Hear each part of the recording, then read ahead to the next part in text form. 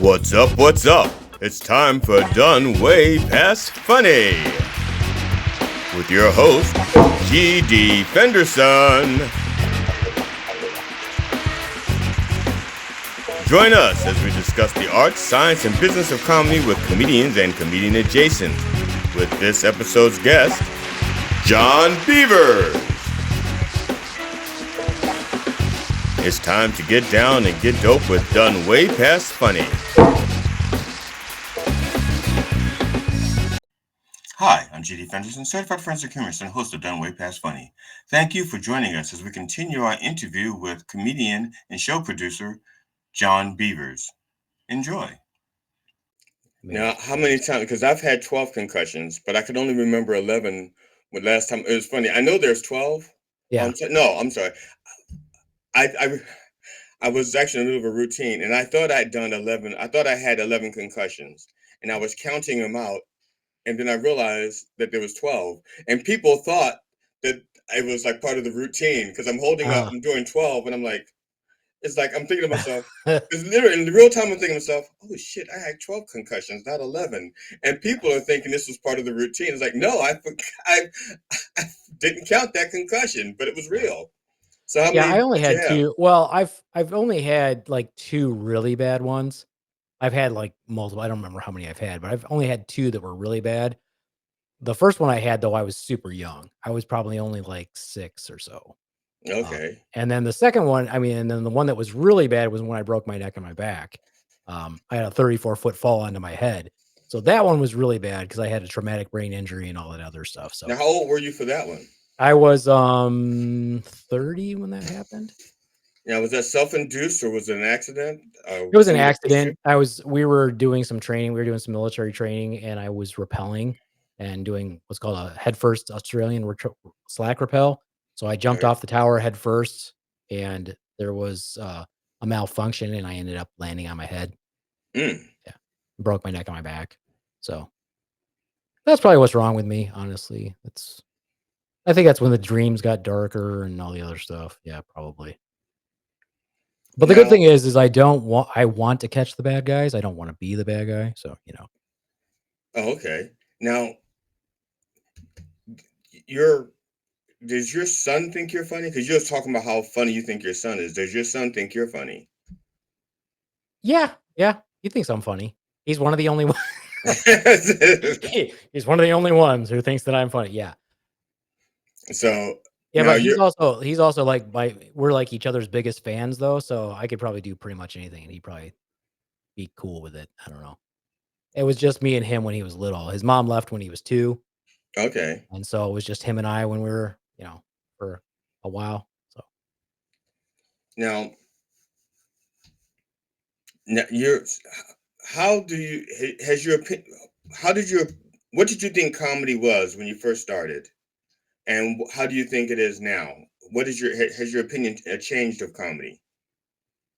well, I do think that maybe a little bit. It's so much more accessible now than I thought it was. I thought it was like really hard to be able to go do something as simple as an open mic. Like I thought, Right. like a bunch of people and it was really hard to do, but really if you just reach out to people and you're cool and you're nice and whatever and you can get on, you can get time and they're open mics. It's not like people are going to say, no, you can't do it. If there's a spot, you can do it.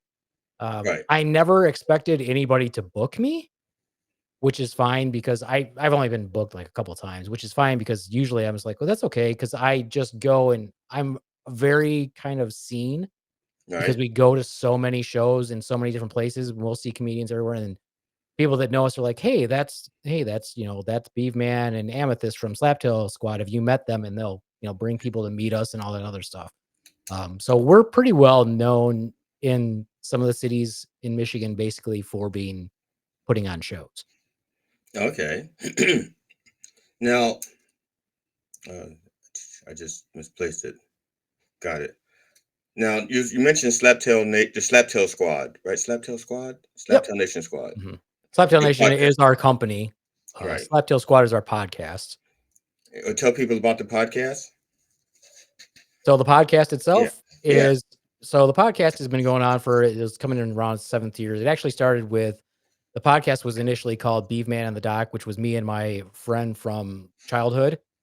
But we were so very different that we argued a lot on the podcast. So I ended up just rebranding and getting new people on. And the plan with our podcast, and the reason why it's called the Slaptail Squad, was the initial plan was we were going to have lots of people, and we would just rotate people in and out as our squad members.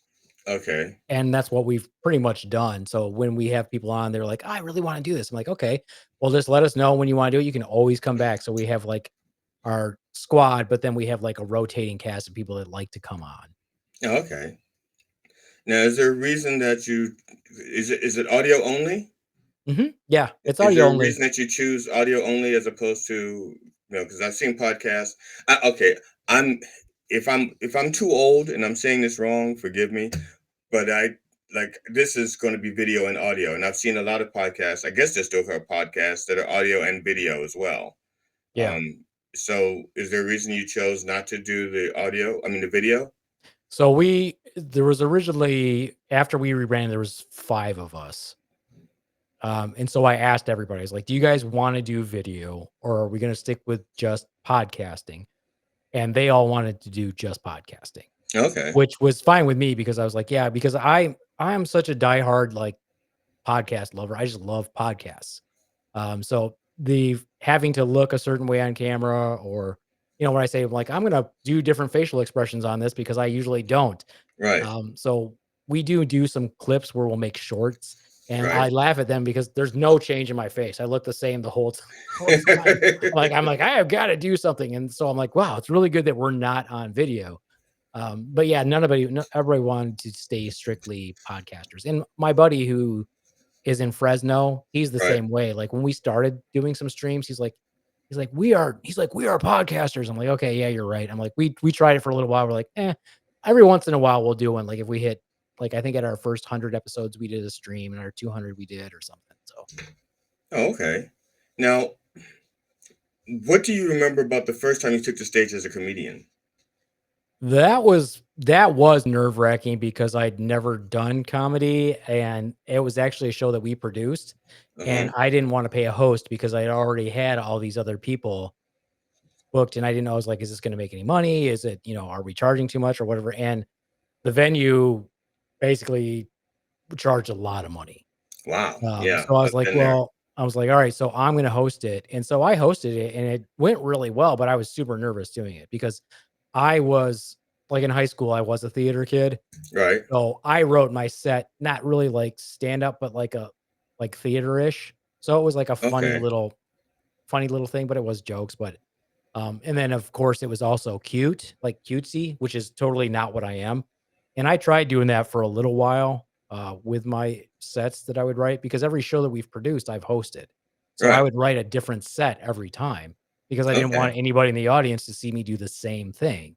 And Right. so my first year, I had all this stuff that I wrote, which is more than a lot of people write. Oh yeah. And so I was like, "Wow, shit, I've got all this stuff." And then but looking at it and talking to my son, I was like, "I can't keep doing this, like, cutesy stuff." I'm like, "That's not really who I am." I'm like, "I have to go darker." And he's like, "Yeah." He's like, "That makes sense because that is how you are. That's how you think." So, but it was the first time was pretty nerve-wracking, and, but I did it, so it was fine, you know? But in hindsight, I would have, if I was smart, I would have done just on our first show, I would Uh-huh. have done like a 5-minute set and hired somebody to host, because I'm like, hosting is not as easy as people think it is. No, no. I mean, I love hosting, but I have a lot to learn, and I keep trying to get better at it. And people are like, "Oh, hosting's no big deal." I'm like, "No, the fuck it isn't. If your host sucks, your show's not gonna. They have to really pick up the slack if your host sucks." And it's also a different skill set. I Mhm. what got there's a I'm sort of persona non grata at one of the big clubs in the area. Um, the person who runs it, uh, he probably doesn't even remember why he hates me now. It's been like 9 years. He should have forgotten why he hates me, but he remembers. He looks at me and goes, "I really don't like him," but I remember why he doesn't like me. He was giving a seminar, a talk, because he was a booking agent. He runs the biggest club in the area, one of the biggest clubs in the area, and he's talking to us and he's telling us what the steps are to be, to becoming a headliner. And he's saying, okay, first you get your first 5 minute set. You work on that for 6 months. You perfect your 5 minute set, and then you work then you could become a host. And then after all being a host, you can be an opener, and then from opener you become a feature. From feature you become a headliner. And so now at this point I was already 55 years old. I started Right. doing comedy when I was 54. So I started doing comedy at 54. So I was 55. I'm not a child, but I was a musician. I was a stripper. I was a minister. So I have a background of performing in front of people. Right. And so, yeah, even though I'd only been doing comedy for 6 months at that point, it's not like I didn't. It's not like I came to, Right. yeah. So I said to him, I said, "What if you're a terrible host, but you're a good comedian?" And he goes, "What are you talking about?" I said, well, okay, it's like baseball. Okay, I said, yeah, you have a pitcher and they're all pitching the same ball and they're all pitching from the same mound, but a reliever and an opener and a closer is, even though this mechanics are all the same, is different mentalities. And if you take a closer and make him an opener, he probably fail. Yeah. Even though it's the same mechanics. Yes, as a Yeah. host, you're still telling jokes, but your job is different Right. and your attitude is different. I said, what if you don't have that attitude to be a good host, but you have the attitude to be a really good headliner? And he looked at me and he goes, "How long you been doing comedy?" And I said, 6 months. He goes, "Ooh, I'd like to have your wisdom at 6 months." And at that point, he just mocked me and he never answered the question, what do you do if you're a bad Yeah. host?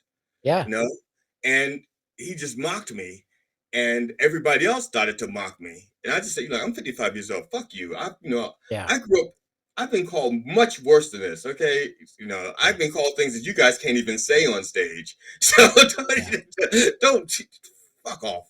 And Yeah. so, and I wouldn't bow down to the guy, and to this day I won't bow down to him. Yeah. He has sabotaged some of my shows. I've literally watched him not a show. I was auditioning for his club to be a host. Ah. And the guy who was running the audition, he says, "Look, GD, do me a favor, because everybody is scared, to go up with him in the audience. So would you mind going first?" I said, "Not at all. I'll go first." And they'd already done the mic checks and stuff. So once they get on stage, he sees me and he goes over to, once I start talking, he goes over to the volume and stuff, and he starts messing with the volume, turning it up and down and up and down. Like he's trying to get the good sound mix and the treble and bass. And honestly, I thought it was part of a test. Ah. I didn't know that he was being a dick, because I used to train people. And when I trained people for a job, I would take them to the worst scenario. And I would say, this is as bad as this job gets. Mm. If you can deal with this, then you can deal with the 90% of the job, which is really good. 90% of the job is middle of the ground. 5% is simple, simple, simple. And 5% is going to be the worst day of your life. And you're going to hate this job and want to quit. So I'm taking you there first. And that's what I thought he was doing to me, what I did to other people. I thought it was just karma. No. he Like was, he's being a dick. no, yeah, he was just being a dick. He was just being Terrible. a fucking dick. And it wasn't the only time. To this day, he probably can't even remember why he hates me. He just Really. looks at me and goes, and the reason why I know that is because I went there and I wore my hair differently for one night. I had my hair pulled back and I was with my wife.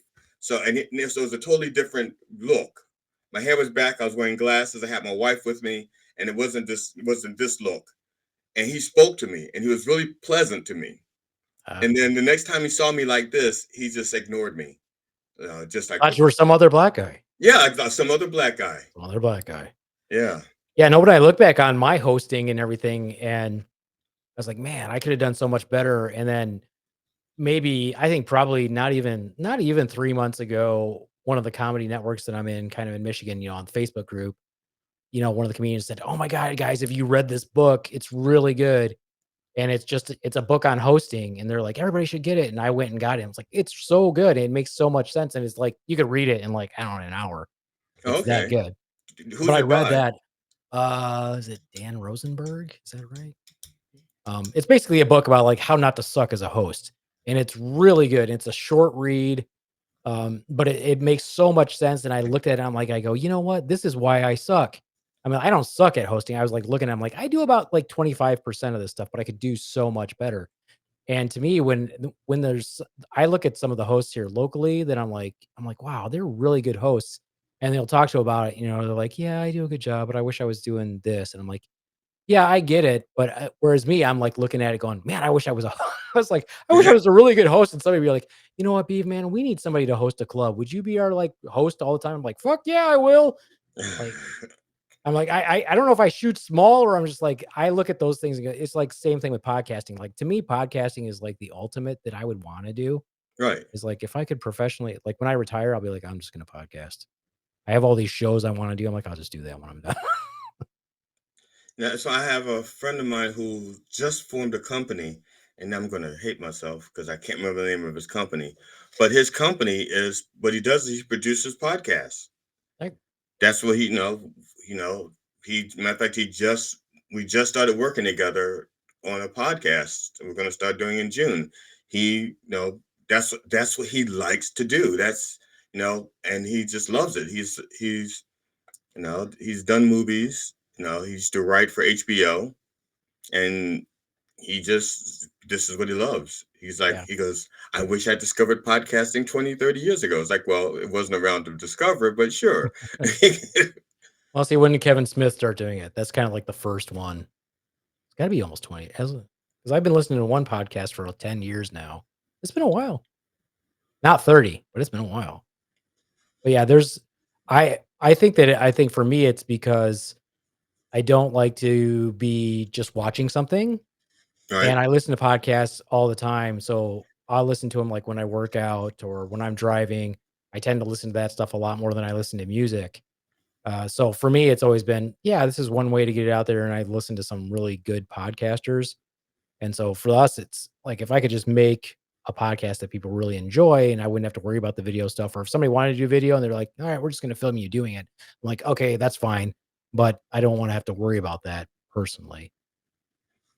Now, Especially I've got this like my right eye doesn't stay open as much as my left eye does, and it droops right. down. So I'm like, Have you I tried don't tape know. or staples? I have, but it doesn't stay. So it's really sad. Yeah. But Well, yeah, we have this podcast that we really want to do. Nobody steal this, but this is my podcast idea. It's a really good one. Actually, I have two of them, but this is my one that's really cool. Is that we take like a common, not like a common condition that you can get, and the topic is basically the name of the podcast is kind of like sick, definitely, dead, positive, possibly, basically something like that. And we take this topic, and I research it, and then my wife also researches it, and we present it in a funny way to a third party. So we would have a different guest every time, and they act like the audience who's never heard about this before. So they get to react with it in real time, and then you can show like little video clips and stuff along the way, which I think would be really fun to do. And I think people would enjoy that because we wouldn't make it all stuffy like a lot of medical podcasts are. right. Okay.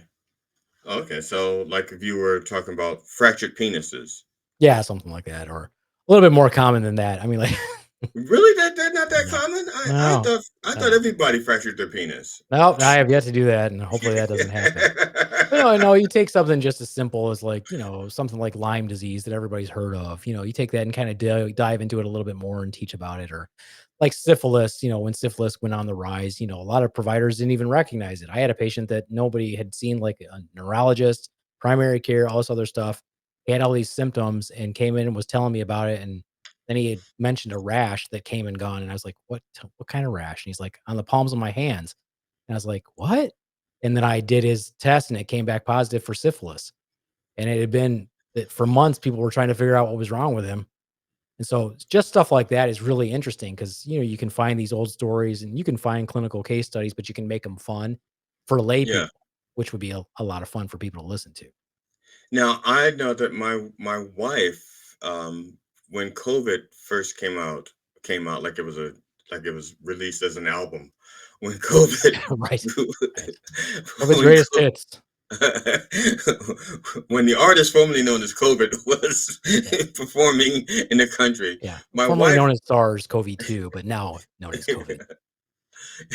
my wife had contracted it, and as a matter of fact, she didn't. when she came home from work, I looked at my wife, and I didn't. She looked like hell, but I didn't tell her that because you Yeah. don't say, especially just coming from work. I was cooking dinner, and I said, "You okay?" And she goes, "I feel like shit. I feel like crap." Mm. And then she kissed me on the mouth, Oh, as if to say, "If I go, you go." you're going down too. Going down. And then she, went to bed. And when she woke up, she had a fever of 103, and she had like, colored blotches. Sorry, African American blotches all over her leg, and she was, but she almost died. Damn. And Yeah. yeah, and it was like the closest, and this was before people had a real diagnosis for it or a Yeah. test, or it was like this is like real early. Yeah, early And- on, it really sucked. I was working early on, and it sucked because there was no way to die. You couldn't even get approval for testing. right. It was such a fucking nightmare. Ugh. And the only thing is that again, because now I don't have a medical background. I took pre-med anatomy in school. I took, yeah, two med pre-med anatomy, and I've taken a lot of like courses and stuff like that, but not with trying to achieve anything. It was just intellectual Yeah. curiosity. And so when my wife was sick, I knew, I kept her in a separate room, in a guest room. We put her in a guest room. I kept my distance. I wore a mask and gloves. I brought her food into her, and I took the dishes out, and so I Yeah. just treat. Oh, and also, I had a brother who had AIDS. He was AIDS. He died from complications from AIDS. Yeah. And again, this was back in the 80s. Oh, wow. Yeah. Yeah, back when they were. It was still. I think they were still calling it grids. Maybe Yeah. no, they They were stopped calling calling it it grids. I can Yeah, remember them. Yeah, I can remember a while they were doing. they stopped calling it grids because we knew it was AIDS.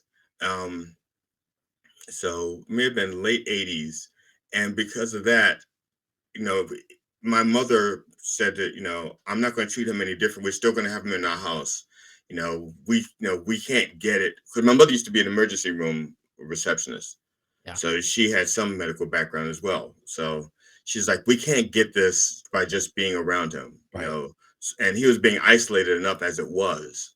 Yeah. And so we had him in the house and everything. And when it was done, my mother just like burned the dishes and threw them. No, she just no, Burn the entire house down. No, it's a get rid of loss. that. Throw that sofa outside. No, Complete loss.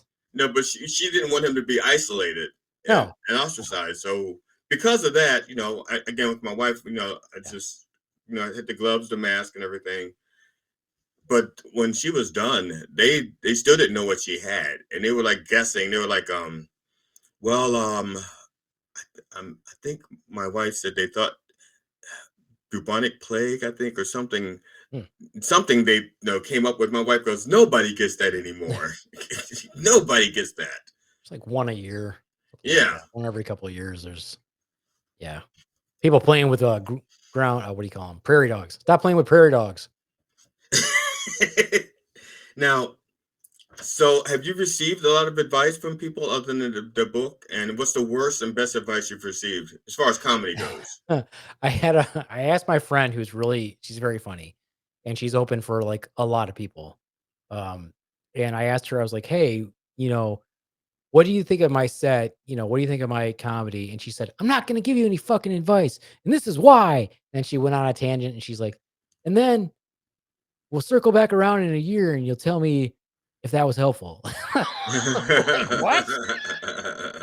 I was like, what? Okay, whatever. But I do have people ask me for advice a lot about their sets, and I don't give any advice as a comedian, but I do give advice what I'm looking for as someone who produces shows. Right. So I'll say I'm not going to give you advice as a comedian because one, I don't consider myself a comedian.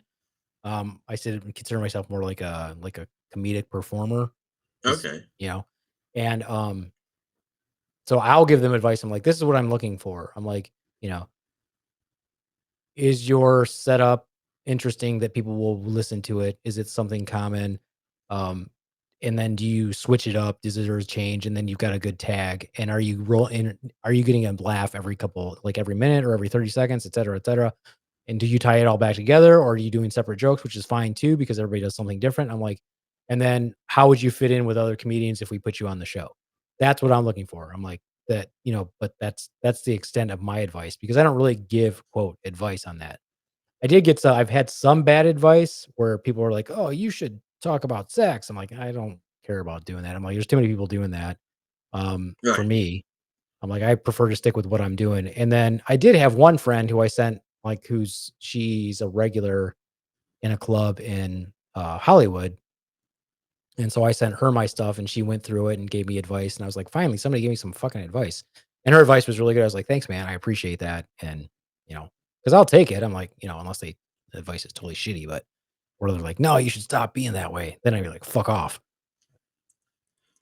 Speaking of fucking off, I'm going to play the second half of no. I didn't have a segue. I just knew I was going to play it next. I didn't have a segue. Solid segue. Yeah. So here we go. This is the second half of John Beaver's set at the place that he said earlier, and that's where it is. That's it. Yeah, that's exactly where it was. Right. Here we go. Is this a dog crowd? You guys like dogs? Yes. Any cat people out there? Yeah, cats are cool too. As a matter of fact, if reincarnation is a thing, I want to come back as a house cat.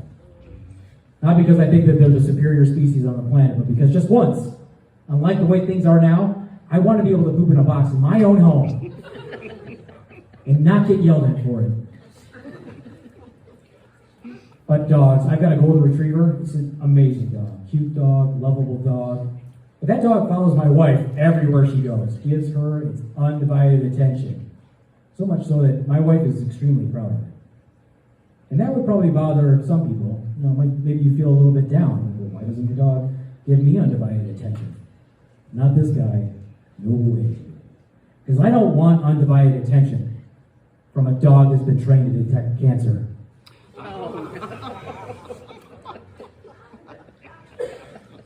You're like, gee, man, doesn't that scare your wife? I could see how it might, if she knew that detail. Someone should probably tell her. This is an interesting tidbit. Did you guys know that 1 to 8 toddlers per 100 children per year are injured in a babysitting-related incident? That's insane. That's a lot of toddler injuries, which begs the question, why do we continue to let toddlers babysit? You know what I think is really going on with these toddler injuries? Toddler Fight Club. You may be asking yourself, well, Beat Man, if that was true, why haven't we heard of Toddler Fight Club? And looking around the audience, there's people my age. I bet you know the answer to this question. Because the first rule of Toddler Fight Club is? You don't talk about it. You do not talk about Toddler Fight Club. I saw this fundraiser recently promote awareness of diabetes in children. And the title of the fundraiser, though, was Fight Diabetic Children. I had questions. Are these type 1 diabetic children or type 2 diabetic children? Because the type 1s are kind of wavy and the type 2s are kind of beefy. Because listen, I will pay $5 to punch a diabetic kid in the face to promote awareness. I'm a humanitarian. I just need to know how much effort I have to exert to go for that knockout. Because listen, these kids obviously need money if they're willing to throw hands to raise it. But they're going to work for my $5 a sugar cube. May surprise some of you to know that I'm a family nurse practitioner. Most of my job is pretty routine, pretty mundane a lot of times. But once a week, I get to see weight loss patients, and that is my favorite day of the week. Because I love helping people with weight loss. But these are very emotional visits. There's a lot of tears, and there's a lot of crying. I don't know why obese people make me cry, but it does seem to make them uncomfortable. But I was seeing this gentleman recently, and he was really frustrated because despite his best efforts, he wasn't losing weight. And so he told me that he had decided he was going to give intermittent fisting a try. Now, I don't get all judgy. Who am I to say that intermittent fisting wouldn't work? But in hindsight, it's very possible that he said intermittent fasting. Either way, I'm looking forward to our next visit. Because if he said fisting and it worked, somebody owes me $50. You guys have been fun. I am the Beav Man. Thank you for your time. That's it for your host. I thought that was, I love that thing. Is if he tried intermittent fisting and it worked. Hi, I'm G.D. Fenderson, certified forensic humorist and host of Done Way Past Funny. Thank you for watching our continued interview with John Beavers. And please come back to watch more of our interview with John Beavers. And when you come back to join us, bring a friend.